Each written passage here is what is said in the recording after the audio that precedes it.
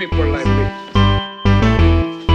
You need people like me so you can point your fingers and say, that's the bad guy. That's the bad guy. That's the bad guy. That's the bad guy. That's the bad guy.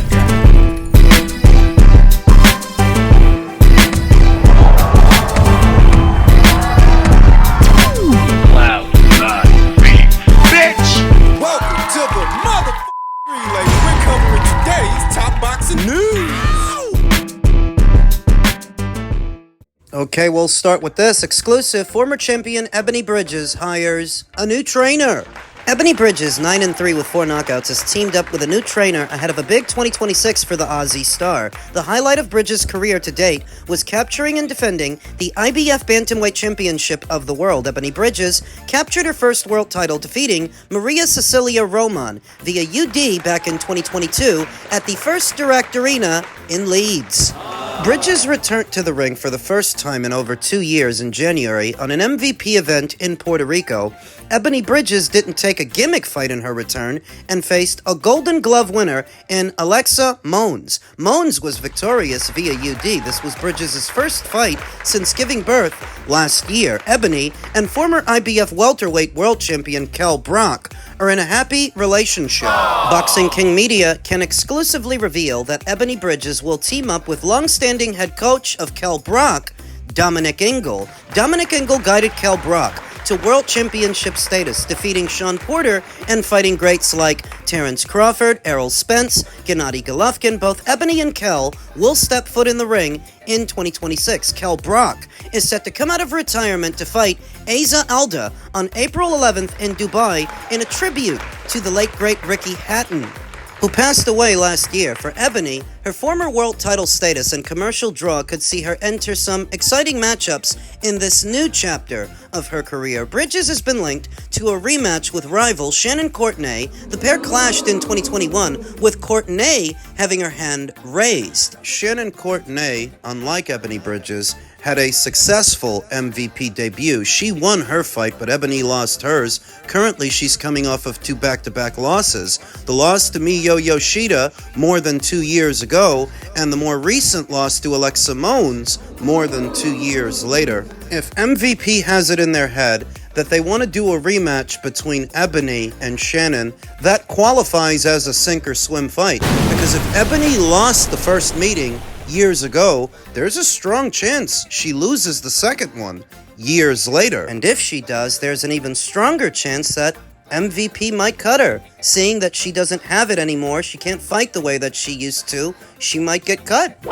I've been very supportive of Ebanie Bridges' boxing career over the years, but a lot of time has passed, and when MVP decided to sign her, I thought it was a curious signing because she's already up there in age. The chances of her becoming a world champion anywhere in between 118 and 122 in this landscape, they're slim to nil. She doesn't win a title from Shernika Johnson. She definitely doesn't win one from either Ellie Scottney or Mayeli Flores. So what is the end game here? No plans are set in stone at the moment, but it is great to see both Ebanie and Kell returning to the sport under the stewardship of Dominic Ingle. The hope has got to be that Dominic can whip her into shape. I think it matters a great deal who Ebanie fights upon her return. If it's Shannon Courtenay straight away, I'm sorry to say, Ebanie loses. She loses the rematch. Ebanie needs a lighter touch, much lighter than Shannon Courtenay and even lighter than the girl that she just fought. But the question is, if you have to be that careful, then what's the value in coming back? The bantamweight division is one of the deepest divisions in women's boxing. It's so deep that as such, even if Ebanie would have won her comeback fight, I still wouldn't have given her good chances to become a champion again. Not at this weight, not at this time, not so long as she has to go through Shernika to get a belt. She's lost a lot of steam. That's what I saw in her comeback fight. Now, Ebanie Bridges was never that fast on her feet and never had that much speed in those hands, but what she did have was persistence and power. Having lost a step, as she's barreling forward to crowd the pocket, she's much easier to hit now. She's there. There for the punches, there for the punishment. It was actually hard to watch because she looked old, slow. Her power didn't seem to go anywhere. That's still there. She's still got that, but she's lacking in so many other areas. don't know that this is something that Dominic Ingle can remedy, something he can fix unless he's got a time machine or the fountain of youth. In any event, Ebanie Bridges is now planning a comeback fight from her comeback fight that she just lost, and best wishes to her. In men's junior middleweight news, Sebastian Fundora is ready to unify junior middle, picks Virgil Ortiz over the beatable Jaron Ennis. The WBC junior middleweight champion and the ring's number 2 contender has a title defense scheduled against Keith Thurman on March 28th in Las Vegas. Fundora, a sturdy and oversized southpaw, is listed as a stout betting favorite to topple Thurman. With the win, the floodgates should open for the towering inferno, Fundora, to consider a series of legacy-defining fights in boxing's most talent-rich weight class. The junior middleweight division had a pair of titles change hand last weekend when Josh Kelly upset Bakram Murtazaliev for the IBF title and Xander Zayas beat Abbas Baru in a world title unification fight to become the WBA and WBO champion. Arguably, however, the best fighters at 154 don't have a seat at the champions table. Virgil Ortiz, rated number 1 by The Ring, and 6th ranked Jaron Ennis are supposed to fight each other, but months-long negotiations have been more complex than solving the Pythagorean theorem. It's the best division right now, especially because I'm in it, Fundora told The Ring. I don't pick and choose my opponents. I don't get a seat at the table. Manager Samson Lukowicz and PBC decide everything for me. That probably sounded a lot better in his head than it sounds in real life. Thurman is the fight for me right now. It's business. It's great going against a big name, against a future Hall of Fame fighter. I think he already has his name in there. You're joking, right? It's gotta be. What about Keith Thurman's career would get him a spot in the Hall of Fame? What? That very briefly he held 2 titles at once? There have been a lot of unified champions in the sport. Jose Ramirez was a unified champion. Is he getting into the Hall of Fame? Jarrett Hurd was a unified champion. Is he getting into the Hall? What's supposed to make Keith Thurman so special? Nothing. Sebastian Fundora, who stands in at 6'6", successfully defended the WBC and WBO titles when he stopped Cordell Booker in March of last year. He was stripped of the WBO belt in May when he pursued a more lucrative rematch against Tim Tszyu rather than face Xander Zayas, who was mandatory challenger at the time. When Zayas came into the ring after the Booker fight, I already knew I was going to fight Tszyu next, said Fundora. Once again, that might have sounded a lot better in Sebastian's head than it does in real time. That means they hurried up and booked you a fight, knowing you had a mandatory waiting because they had no intention of fighting Xander. Following a split decision win in a bloodbath against Tim Tszyu 2 years ago, Fundora battered and beat him into a 7th round submission in a July rematch as the co-main event to the Manny Pacquiao vs. Mario Barrios fight in Vegas. Fundora now gets the headline at the venue as the A-side on Prime Video pay-per-view against Thurman. That's not gonna sell anything. Past his prime, but promotable former unified welterweight champion. They were originally supposed to meet October 25th, but Fundora suffered a hand injury and the fight had to be rescheduled. PBC was gung-ho on making the matchup a reality, even with former undisputed champion Jermell Charlo and long-rumored Fundora foe Errol Spence Jr. sitting on the sidelines. Since 2023, Fundora, a mild-mannered 29-year-old from Coachella, California, is open to all comers but never fans the flames when screaming from the mountaintop. A win against Thurman would be another great highlight of my career, he said. It would show that we're moving in the right direction and taking the right steps. We live and we learn from our mistakes. We'll be there on March 28th to show you what we're all about. You're all about safe fights. You're all about angling. If you deliberately make time to fight a Keith Thurman who's done absolutely nothing to earn a shot at a title, but you skip out on your mandatory, you skipped out on Xander,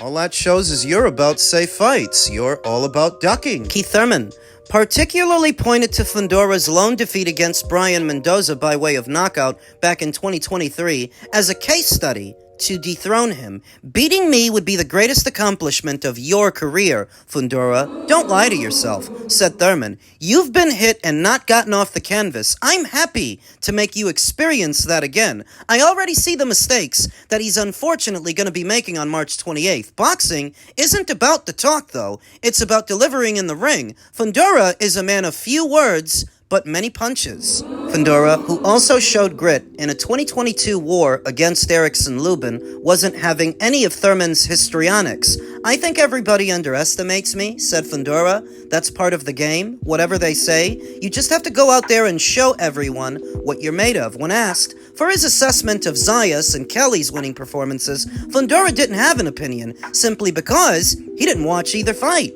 "I'm not interested," he said. Why would he be? He has no intention of fighting either. He still has no intention of fighting Xander, and he's not going to fight Josh.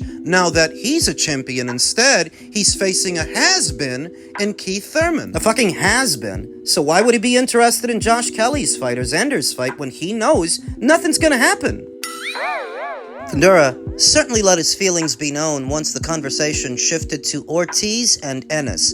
"I think they'll get a deal done once the banter between the teams is over," he said. "I think Ortiz wins the fight. I like his fighting style more. It's a better fit. I think Boots is definitely beatable. We'll see once that fight happens. He's human, just like all of us. I am ready to face the winner, if they say so." So he says. If that bout doesn't materialize, Ortiz could use his position as the WBC's interim champion to face Fundora next, in a matchup featuring the ring's top 2 rated fighters for the vacant Ring Magazine title. We'll see what everybody says once my hand is raised after the Thurman fight, said Fundora. He says that Jaron Ennis has looked beatable, but when you look at their history, Virgil Ortiz is the one who's looked more beatable over time. He's the one who hit the canvas more than once. Why is Sebastian showing favor for Virgil more than Boots? A backdoor deal between Oscar De La Hoya and Samson Lukowicz. I've long maintained the reason you don't see Virgil calling out Sebastian publicly is because they made an agreement not to. Oscar made an agreement with Samson that Virgil wouldn't put any pressure on Sebastian to fight him, not until the time was right. Now, more than 2 years have passed since Virgil debuted at junior middle, and over a year has passed since he became interim champion.